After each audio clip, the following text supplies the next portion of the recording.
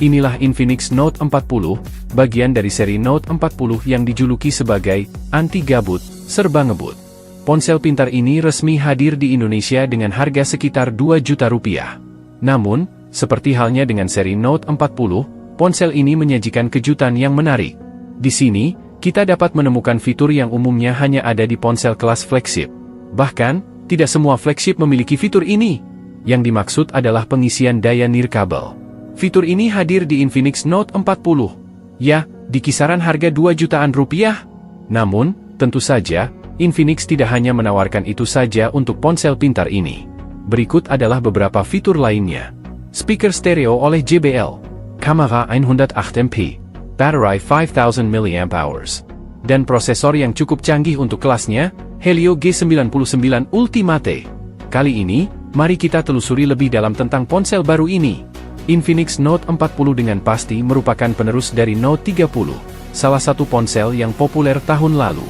Infinix tentu harus memperbarui Note 40 ini dengan berbagai fitur agar pantas menjadi penerus dari Note 30. Nah, apa saja peningkatan yang ditawarkan Infinix dalam Note 40 ini?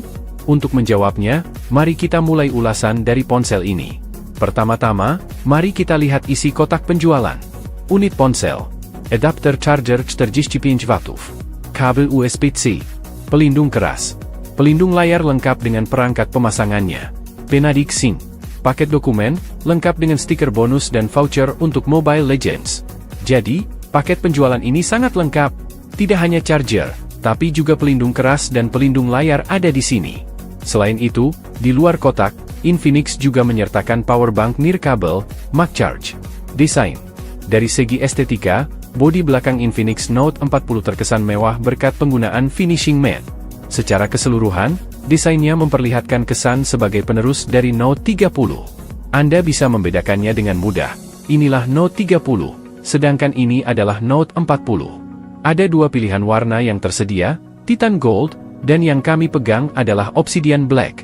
Smartphone ini juga sudah dilengkapi dengan sertifikasi IP54, membuatnya tahan terhadap debu dan percikan air. Untuk bahan material bagian belakang, Infinix Note 40 menggunakan kaca, sama seperti Note 30. Dimensi.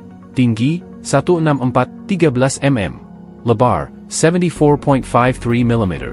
Tebal, 7.75 mm. Bobot, 190 gram. Secara dimensi, Infinix Note 40 sedikit lebih kompak daripada pendahulunya.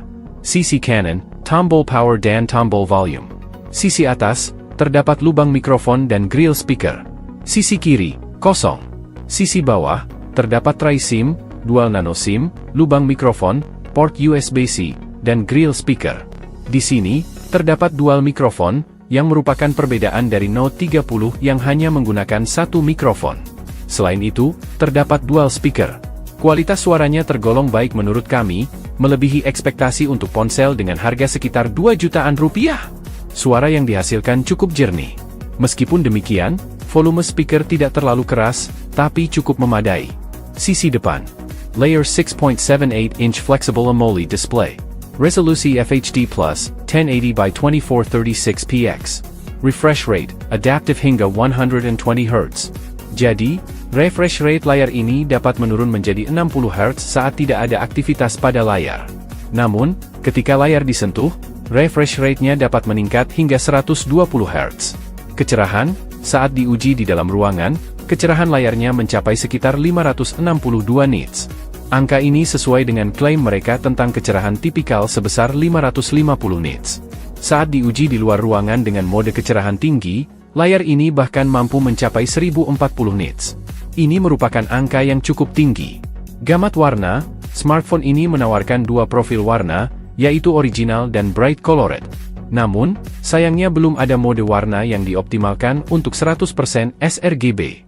Oleh karena itu, perlu berhati-hati jika menggunakan smartphone ini untuk mengedit warna pada foto atau video, karena warnanya mungkin terlihat cukup di sini tetapi mungkin terlihat kurang berwarna saat dilihat di smartphone lain. Namun, untuk keperluan menonton atau bermain game, layar ini akan memberikan tampilan yang cerah. Fitur Always On Display juga tersedia di sini. Tampilan AOD ini dapat disesuaikan sesuai keinginan pengguna, meskipun hanya muncul selama sekitar 10 detik sebelum menghilang. Untuk menampilkan kembali, Anda perlu menyentuh layar atau mengangkat smartphone. Jadi, tidak sepenuhnya always on. Yang menarik, terdapat juga pemindai sidik jari di dalam layar. Ini membuatnya terasa seperti bukan ponsel dengan harga sekitar 2 juta rupiah. Perihal bingkai layar, sudah cukup tipis di keempat sisinya. Di bagian atas, terdapat speaker telinga. Di bawah speaker telinga, terdapat kamera selfie yang ditempatkan di punch hole.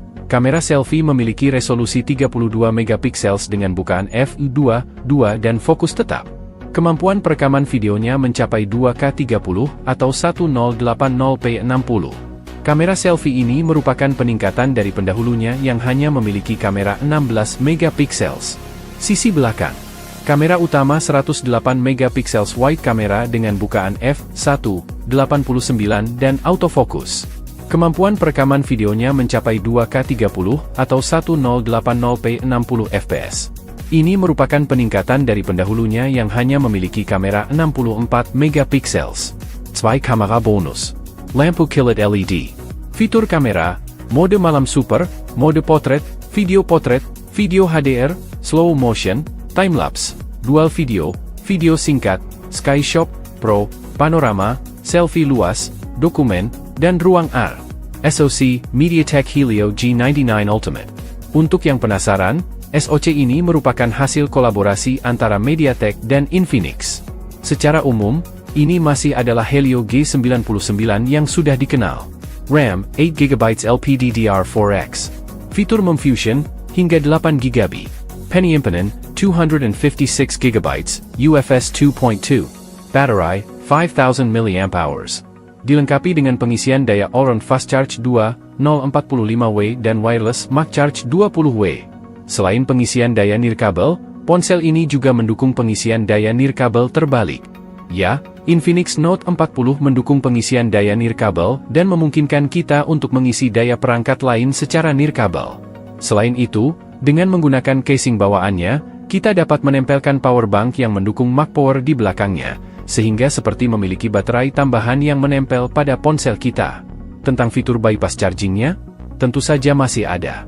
Sensor G, kompas elektronik, sensor cahaya, sensor proximity, gyroscope, connectivitas, 4G, Wi-Fi 5, Bluetooth 5.3, NFC, berbagai Wi-Fi, USB OTG, keamanan, sensor sidik jari di dalam layar, pemindai wajah, sistem operasi, Xizus berbasis Android 14.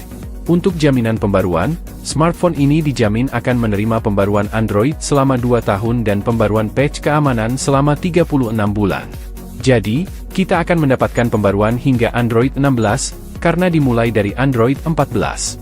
Kalau bicara soal iklan, selama pengujian kami terhadap smartphone ini, kami belum menemukan adanya iklan yang muncul sama sekali.